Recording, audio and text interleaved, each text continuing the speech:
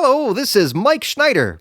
Back in 2003, I started a fan club for the Mike Schneider Band and called it the Polka Visionary Society.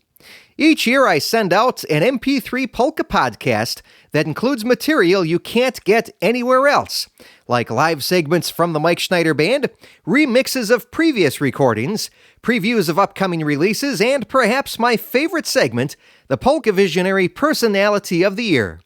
Plus, you'll receive 2 full-color PDF newsletters in late spring and early winter.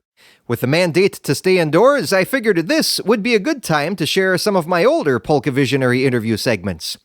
On this Throwback Thursday, we start at the very beginning with our 2003 Personality of the Year, polka musician and engineer extraordinaire Don Hunjadi. For more information and to join the Polka Visionary Society, please visit MikeSchneiderBand.com and click on the fan club link at the top of the page. Happy Throwback Thursday, and thanks for listening. It's time for the introduction of this year's Polka Visionary Personality of the Year. Now, here's your host, Mike Schneider, with a very special guest. And thank you, Jeremy. I have the privilege right now of interviewing a man who's kept the bar high in the field of polka music. Someone who's been part of literally hundreds of polka recordings, lending his talents to bands from Straight and Fuzzy to America's Polka King Frank Yankovic, and making significant contributions to Gordon Hartman's 1989 Grammy-nominated Polkaholic CD. He played a major role on our last recording, Polka Visions, and will be there again for us on our upcoming release. So right now, it's an honor to introduce our first annual Polka Visionary Personality of the Year for 2003, Mr. Don Hunjadi. And Don, let's start at the beginning. How did you get your start in polka music? That's actually pretty easy. My dad played drums with the Louis Bichelle Band, and when I was a small kid, I'd get taken along to all the dance band jobs, or at least a lot of them. So the interest with polkas was there, and as I got older, he got in different bands, and eventually was in a band with Joey Class, and they needed a bass player. So I decided I'd pick up the bass, and a couple months later, I was out playing jobs on bass with those guys in polka. But polka music was always in the family, in the background. I've had other interests, but that was always there. So you played bass, actually, before you started saxophone? Yep, I played trumpet before any of them. Really? But I picked the wrong kind of polka music if I want to play trumpet. So yeah, I played trumpet since I was, probably 9, 10 years old, something like that. And then I picked up bass when I was about 14 or 15. I didn't start playing sax, at least seriously, until I was about 18 years old. Now, you mentioned Louis Bichelle and Joey Class, and of course your father, Dick Hunjadi. Who were your primary influences in music in general? Was it those 3 guys? Were there additional players? I mean, if you're looking at polka music, there's probably more of the Cleveland Slovenian style. If you want to look at sax players and stuff, Dick Fleischman would be somebody that I'd certainly listen to. Norm Kobal is another person, but he wasn't really, when I was a small kid, I didn't really know who Norm was, and I don't think a lot of other people did. I don't know that he was as involved. Dick Fleischman would have certainly been one of them, and Paul Yanchar and those type of people. But I'm influenced by all sorts of other types of music as well. And then when you start playing, if you start playing with a musician and you're in a band with him for 3, 4, 5 years, you're going to pick up a lot of those styles. So Dale Stelzer would be another person that, as I was playing bass in Joey Class, I'd pick up a lot of his riffs and lines. And people used to say I sounded a lot like him. I don't know that I do anymore, and that's not a good thing or a bad thing. It's just that not playing on stage with Dale every week like I used to be. I developed some of my own style. Did you have any favorite bands? As far as polka stuff again? Yeah. Again, it'd be the Slovenian style, Kenny Bass or the Almars or Stan Blaut, Bob Timko, a lot of the older ones. And you got to understand, when I was 10 years old or so, a lot of these bands would come to the Melody Bar or some of the other places, or Slovenian picnics or things like that. So I got an opportunity to see a lot of them, even the Rodic Band when they were still called something called the Marauders when they came to town before they changed their name to the Eddie Rodic Band. I got to see them and things like that. Well, let's play something from Joey Class here. This is one of your first original tunes, or first to my knowledge, the Hog Wobbler. Can you tell us a little bit about that? Yeah, that was actually a later tune I did. The Hog Wobbler was just one of the songs I came up with. And there's not really any of my songs that became popular when you think of popular polkas, like, some of the State of Heart things or Joey Miskulin's songs or things like that. But of the ones that are, played by other bands, this one would probably be the one that's the most played. And the title, actually, is always the hardest part to come up with. This is a fishing bait. Not that I'm a big fisherman, but the Hog Wobbler is actually a fishing bait. I was very interested in that. And in fact, I think your father told me that at one point. So now you've heard it for yourself. It's actually a fishing bait. It catches more fish than it does listeners. Well, you're listening out there right now to the Hog Wobbler, Joey Class, an original song by Don Hunjadi.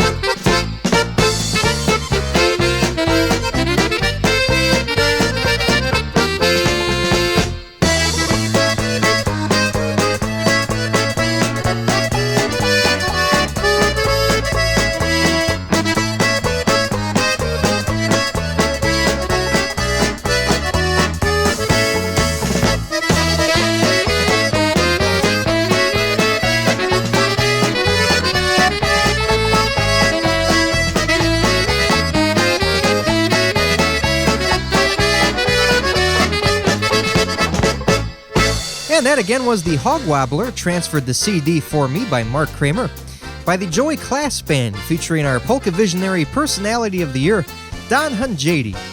And what album was that off of, Don? That actually came from an album that was a compilation of 6 different bands, a 6-pack of What Made Milwaukee Famous, and Joey Class actually led off the album, and they had that one and another tune on the song on the album. And that was recorded right here at HG Studio, right? It was recorded at the old studio, yeah. There was actually 2 HG studios. I mean, I've always been involved in it, but one was in a different location, a little bit small, quite a bit smaller, actually. And that was 6-pack of What Made Milwaukee Famous was actually the first album that we ever worked on. Okay, well, we'll get into your studio a little bit more in just a bit. But first, I want to ask you, the Hog Wobbler, was this obviously wasn't your first studio experience. You played on an earlier Joey Class album. Yeah, actually, my first studio experience, and I always had interest in recording, but went out to Roger Bright's recording studio, which at that point was in a bowling alley. And the bowling alley's still there. The studio has been long gone, but we recorded out there, did an album called First Class, and that was my first experience back in 1978. Is that what inspired you to start your own studio?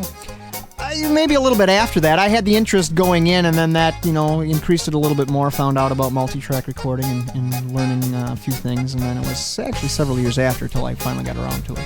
So 79 was First Class. Mm-hmm. First Class? Yeah, it came out in 79, we recorded in 78.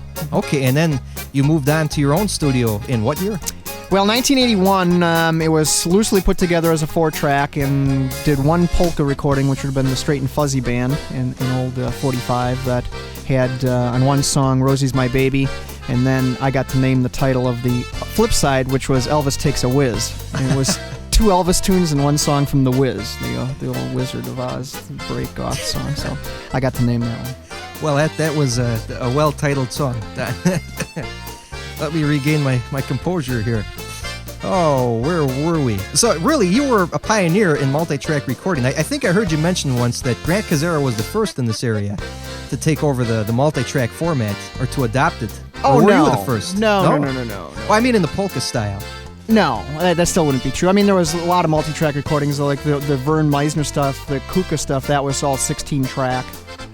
Or not all of it, but the later stuff was 16-track. And there was Star Studios, where Don Graylick did his recordings, and I was pretty young when his first ones were done. That was 16-track as well. So No, if anybody pioneered multi-track, it would be Les Paul, but he did that back in the 60s. So. Sure. So Kuka was the first to do it in the polka field. Yeah, and Peppermint was out. I mean, Peppermint did Fedorchik's first thing in like 75 or so. So Okay. multi-track recording had been out for quite some time. It just was much more expensive than the machines of today, so not as many people had it. Oh, sure. The prices dropped substantially.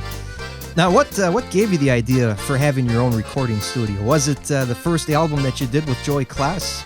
Well, yeah, like I said, that started off, and I certainly had some interest, but beyond that, even before I had interest in doing recording things, I've always had an interest in electronics. In fact, the only degree I have from college is actually in electronics, not in music or in any of the other things that I do. So I had that interest, and it was first started off, I was just doing it as a hobby and somewhat as an entertainment, and then as a bit of a part-time job, and I never thought it'd go to be a full-time business, which it did for actually about 10 years. How did you build your HG sound? You know, I can tune into the radio and I can hear a song from Peppermint Productions and I can hear one from HG Studio, and there's a definite difference, as there is across all studios. You go to a different studio, you get a different sound. Mm-hmm. How did you build that sound? Where did you develop it from? Well, you know, there's typically two things that'll make a recording unique. It's the room that it's recorded in, so that's a piece to it. And then just your recording techniques, and a lot of that is just listening to different styles, different things, figuring out what sounds like this. You know, Bob Chambers, who's a pretty well-known musician, actually very well-known, I'm sure everybody will know that name, will kid me, and he says, just from the bass drum, I can tell if it's an HG recording because I hear the bass drum sound and I know that you did it. And that again, that's more or less of a room sound, more of an equalization and where the mic is placed and that type of thing. But it's just a culmination over years and years and years and hearing what things really should sound like and then striving for that sound. Did you have any influences in terms of studios? Was there any one that you listened to particularly Well, close? certainly for polka music, the most popular studio for Slovenian polka music of the last probably 2 decades would be Peppermint recording with Gary Ramey, and he's still very active out in Youngstown, Ohio, where he records. And that would be certainly a place that I've got a lot of influence from. And then also in the early years working with especially Steve Meisner, he had, particular sounds that he was looking for, especially when it came to the echo or the reverb, as it's called. And that was more than from the Kuka sound. And beyond that, then I started to adapt and bring more of mainstream traditional sounds like that bass drum sound I just talked about. That would be much more like a rock band or country band would use today, not what the old polka recording sounded like. Well, let's play something from my latest release, Polka Visions. It's one of the most current from HG Studio. It was recorded, the drums and the bass and all those parts were recorded here. I did the accordion at home, but then we brought it here to have it mixed. And we're going to do one here for our Wonder Boy, Don Hunjadi. Polka Visionary Personality of the Year for 2003, Wonder Boy Polka, off of Polka Visions.